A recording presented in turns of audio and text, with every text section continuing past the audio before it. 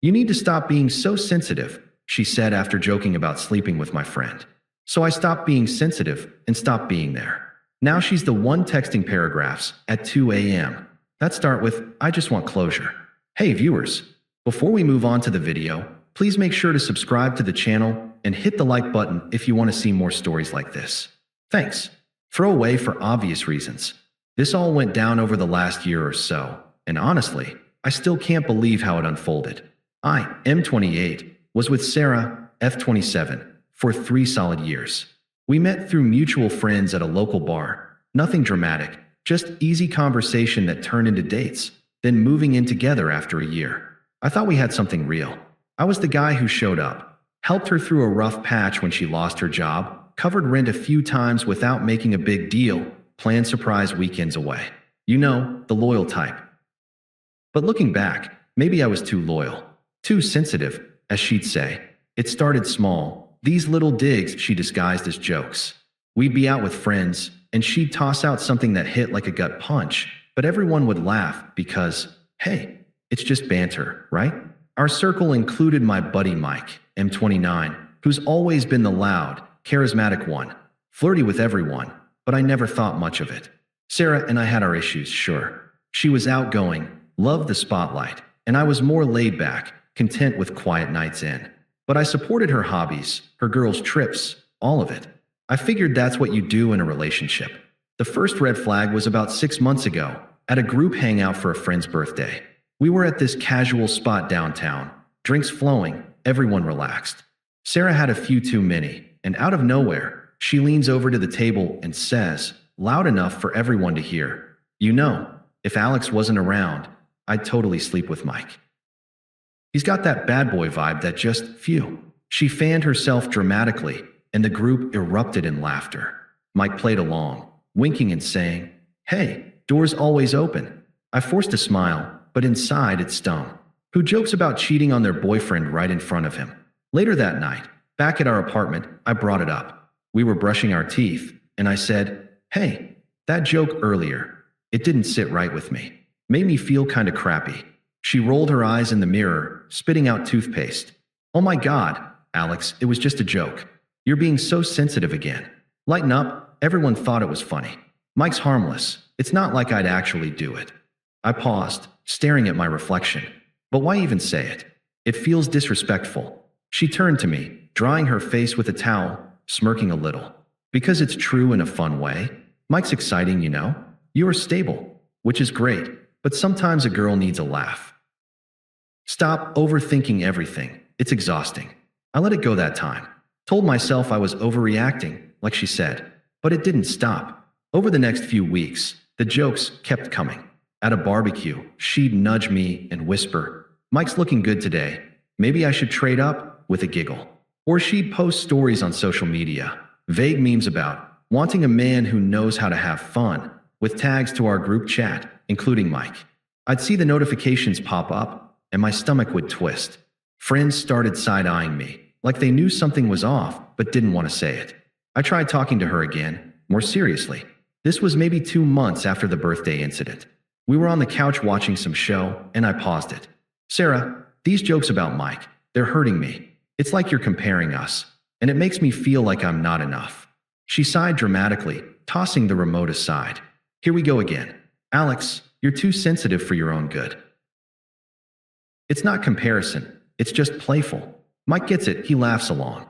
Why can't you? If you're this insecure, maybe that's the real problem. Her tone was so dismissive, like my feelings were a burden. But if the roles were reversed, how would you feel? I asked. She shrugged. I'd laugh it off. Because I know you're mine. See, that's the difference. You don't trust me. That conversation replayed in my head for days. I started questioning myself. Was I too sensitive? Maybe. I'd always been the empathetic one, the guy who remembers anniversaries and checks in after a bad day. But now it felt like a weakness. I pulled back a bit, gave her space, thinking it'd blow over. Instead, things escalated. She started hanging out with Mike more, just as friends, she'd say. Group outings turned into quick coffees that lasted hours. I'd come home from work, I do IT support, steady gig, and she'd be texting away, smiling at her phone. If I asked who, it'd be, Oh, Mike sent a funny meme. Then came the post that really gutted me. About a month ago, she uploaded a story, a photo of her and Mike at a cafe, arms around each other in a friendly hug, captioned, "When your friend's hotter than your boyfriend," face with tears of joy, hashtag, just kidding, hashtag, or am I? My phone blew up with screenshots from mutual friends. Dude, you see this? One texted. I confronted her that night. She was in the kitchen making dinner, acting like nothing happened. Sarah, what the hell is that post? It's humiliating. I kept my voice even, but my hands were shaking. She glanced up from chopping vegetables, not even pausing. Humiliating? It's a joke, Alex. God, you're so dramatic. Mike and I were just grabbing lunch. Nothing happened. Why do you always assume the worst? Because it looks like you're flirting with my friend online for everyone to see. How is that okay in a relationship? She set the knife down, crossing her arms with that smug look she got when she thought she was winning an argument. Flirting? Please. If I wanted Mike, I'd have him. But I'm with you, aren't I? This is your insecurity talking. You need to stop being so sensitive about every little thing. It's pushing me away, you know? Maybe if you were more like Mike, fun, carefree, I wouldn't need to joke about it. There it was, the twisted logic, blaming me for her disrespect, making it sound like my reaction was the issue, not her actions. I stood there, heart pounding, feeling like the floor was dropping out. So what? You're saying I'm not fun enough? That Mike's better. She laughed, a cold, short bark. I didn't say that. But yeah, sometimes I wish you had his energy. Life with you is predictable, safe, boring even. Mike makes me laugh without all this drama. If you can't handle a little teasing, maybe we're not compatible. I didn't yell, didn't beg. I just nodded slowly, processing. Okay, if that's how you feel. And I walked to the bedroom, shut the door quietly. That night, I lay awake, staring at the ceiling. The confusion hit hard, replaying every sacrifice I'd made. Like the time I skipped a work promotion that required travel because she didn't want to be alone. Or when I loaned her money for her car repair without expecting payback right away. And this was the thanks? Jokes that chipped away at my self-worth until I felt like a backup plan. The next morning, she acted like nothing happened. Kissed me goodbye before heading to work. But I knew. While she was out, I started packing. Not everything, just my essentials. Clothes, laptop, some books. I called a friend with a spare room and arranged to crash there. No big scene. When she got home that evening, half my stuff was gone. She found me in the living room, bag over my shoulder. "What's this?" she asked, eyes widening. "I'm leaving," I said calmly. No tremor in my voice, even though my chest ached. She blinked, then laughed nervously. "Because of a joke? Alex, come on. You're overreacting." "No, because you told me to stop being so sensitive." "So I did. And that means stopping this too, stopping us. You want someone like Mike? Go for it. I'm done feeling like I'm not enough." Her face shifted from surprise to irritation. "Fine, if that's how you want to play it. You're being ridiculous, but whatever. You'll come crawling back when you realize how good you had it. No one's going to put up with your sensitivity like I did." I didn't respond. Just walked out the door, got in my car, and drove away. Blocked her on everything that night. Not out of anger, but to protect my peace. It hurt like hell, don't get me wrong. The first few days were rough. I'd wake up thinking about her laugh, the good times. Wonder if I was too hasty. Sit with the unfairness of it all, how I'd given so much, only to be dismissed as boring. But I didn't reach out. Instead, I focused on me. Signed up for a gym membership, started therapy sessions online. Picked up hiking on weekends, reconnected with old friends who'd faded during the relationship. Work got better too. I threw myself into a side project that led to a small promotion. Weeks passed in that quiet space. No drama from my end. I heard through the grapevine that she and Mike had started hanging out more officially. Mutual friends mentioned seeing them together at bars, her posting couple-wide pics without tagging him. I didn't ask for details, just nodded and changed the subject. But then, cracks started showing. One friend pulled me aside at a casual meetup. "Dude, Sarah's spiraling." Mike's not what she thought. Turns out he's got a temper, and he's been blowing her off. I didn't gloat. Didn't even feel satisfied yet. Just let it sink in. Karma was handling it, I figured. And sure enough, it hit harder. About a month after I left, the texts started trickling in. I'd unblocked her after a couple weeks. Figured if she needed closure, fine. The first one was casual. Hey, how've you been? Miss our talks. I didn't reply. Then came the calls, voicemail left at odd hours. But that was just the beginning. About 2 months after I left, the real unraveling began. I'd heard bits and pieces from mutual friends. Nothing I sought out. Just casual mentions when we'd grab coffee or hit the trails. Sarah had jumped straight into something with Mike, posting those subtle not subtle pics. Them at a concert, her head on his shoulder with a heart emoji. But then the post stopped. Friends said Mike had shown his true colors. Quick temper, flaky as hell. Apparently, he'd ghosted her after a blowout argument where he accused her of being too clingy. Clingy? From the girl who called me sensitive for not liking her public flirtations? Irony at its finest. Her job took a hit too. She worked in marketing, and word got around our circle that the drama with Mike spilled over. He was a contractor for her company, and after their fallout, he badmouthed her to colleagues. She got passed over for a project, then put on probation for unprofessional conduct. Mutual friends started distancing themselves. One told me, "We saw how she treated you, man." The jokes weren't funny anymore once we realized they weren't jokes. I didn't say much, just kept building my life. Therapy helped me unpack it all, the gaslighting, the way she'd twist my valid concerns into my flaws. I wasn't sensitive, I had self-respect. And damn, it felt good to reclaim that. The attempt started innocently enough, like she was testing the waters. First text. Hey Alex, hope you're doing okay. Saw that hiking pic you posted. Looks fun. We should catch up sometime. I stared at it for a minute, then deleted it. No response. A week later, another. Okay, ignoring me? That's mature. I just want to talk about what happened. You left without even giving me a chance to explain. Still nothing from me. Then the calls ramped up. Voicemail at 10 p.m. Alex, pick up. This is stupid. I miss our routine, you know. Mike was a mistake, just a rebound. Call me back. I didn't. But she kept going, the messages getting longer, more desperate. Around midnight one night, my phone buzzed with a wall of text.